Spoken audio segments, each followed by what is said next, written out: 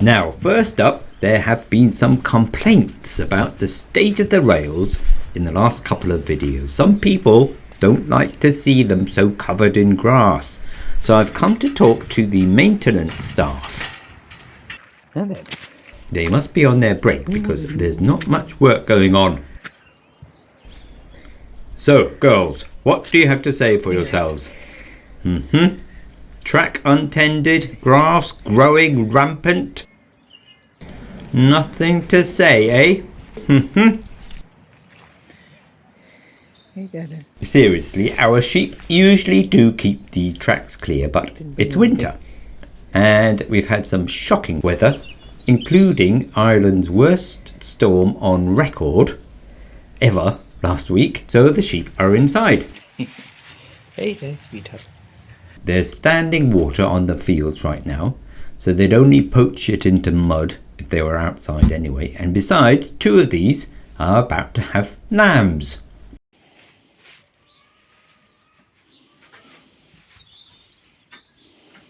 But they'll all be back on maintenance duty just as soon as it dries up a bit. In the meantime, I wanted to show you something I've been working on this week. You see, these are the flat bars of steel that I use as rails. This is about half of them, I think. Each one is 6 meters long, or 20 feet, and they weigh about 20 kilos, or 45 pounds.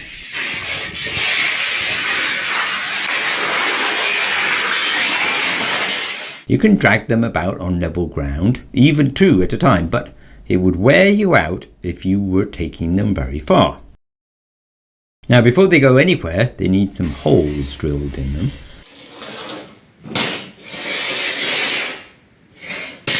We found that it's easiest to mark them if you line them up on the floor where chalk marks have already been made.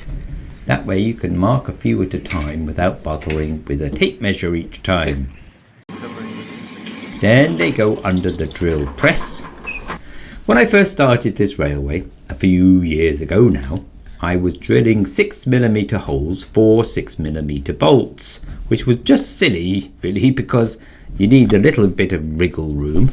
So I went up to 6.5mm for a while, and now I'm on 7mm holes, and they were much better, much easier, and they're perfectly strong. So they're easy enough to drill, and now they're ready to go up to the far end of the railway. Now we could drag each one of these through the orchard and across the woodshed field and past the drying tunnel, but that would be silly too, wouldn't it? Seeing as there is a railway going that way already. But they're so awkward because they're long and floppy and quite heavy. So how to transport these? That's the question. Well, I'm going to try using the double bogy wagon that I made for the wheelbarrows, but even that is too short for these rails. So the plan is to use just the bogies at either end and hang the rails between them. But I couldn't just tie the rails on, they would just sag down and interfere with the railway. So I made a little holder to hold a pair of rails upright.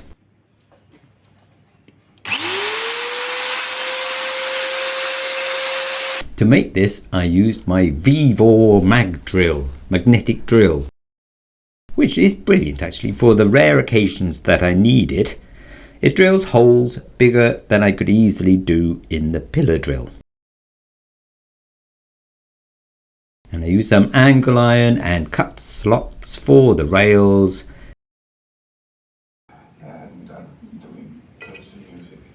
And knocked in a length of pipe that acts as the pivoting pin that goes into the hole in the top of the bogie. Welded it together. The holder has to be able to pivot when you go around corners. But as I was making that one, I decided, well, 2 rails, that's not good enough, is it? Could I not carry 4? So I made the second holder with 4 slots instead of 2. And I made it more balanced. After all, if this works, each bogy will carry 40 kilos of steel. So I drilled 5 holes in some box iron to make the 4 slots for the rails.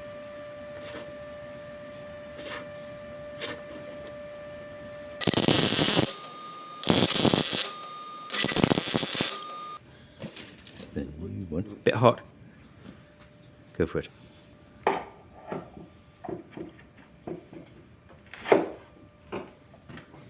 Ooh, it looks quite good, doesn't it? Yeah. See, let's see what happens. Where you go? Outside one. Oh. Oh.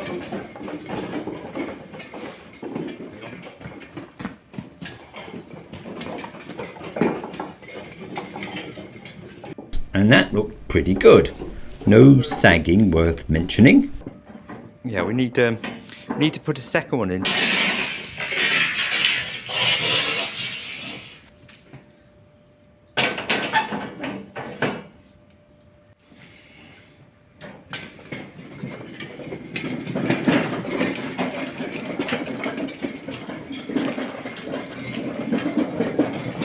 Ooh, well, it seems to work. But what about round corners, through joints, junctions, bends? Might just fall off, wouldn't it, going down the slope? But we'll see.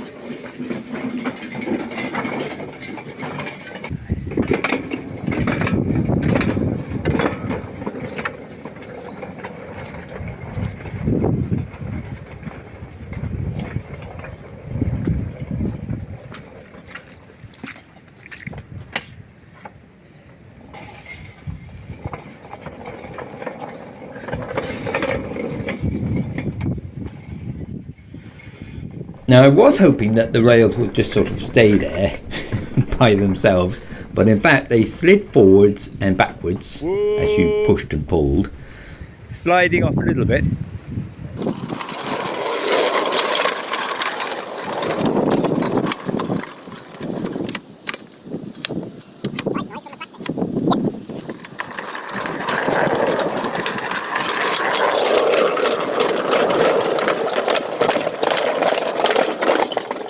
So they need something to keep them in place.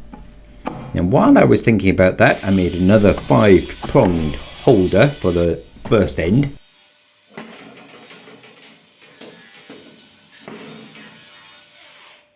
They do look a lot like a candelabra, don't they? Perhaps on still dark nights we could operate using just candlelight to see by. Or perhaps not. Okay, now we could have just wound some string around to keep the rails in place, but that didn't seem quite right, so we made some things I'm calling clothes pegs, which grip the rails nicely. They are rebar, so they have little ridges on them, which helps keep them in place. That and the tension of the rails being squeezed. And that's it. The new rail transporter wagon. Nice and simple, very cheap. But does it work around the tightest corner of the railway up by the engine shed? That's the real test. Come on, we better have a look. But on the way, I just want to show you this. How effectively the wheels themselves cut the grass on the rails.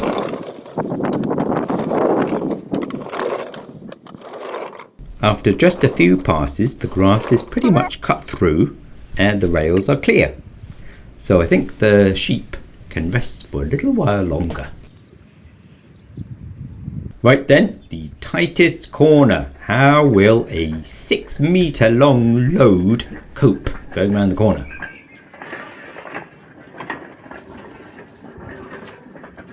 Now how cool is that? The bogies have to take the long way round the curve, but the rails cut the corner.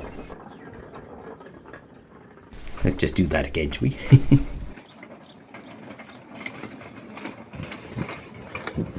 You can see how important it is that the holders can pivot freely. Go on one more time.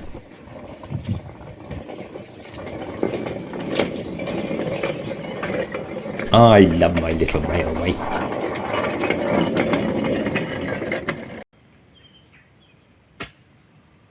This is the highest part of the whole layout, and it's where the new part starts.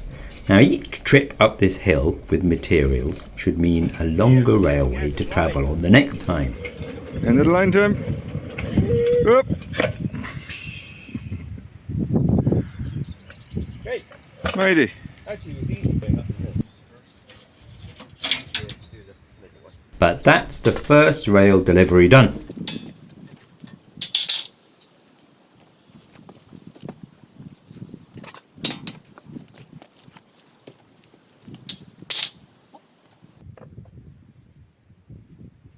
And I made a little connecting bar for the return journey.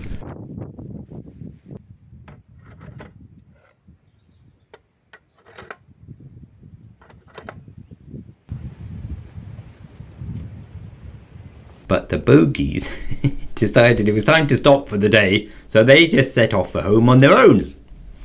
And who blamed them?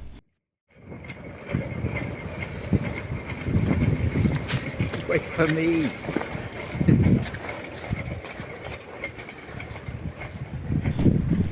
What fun, eh?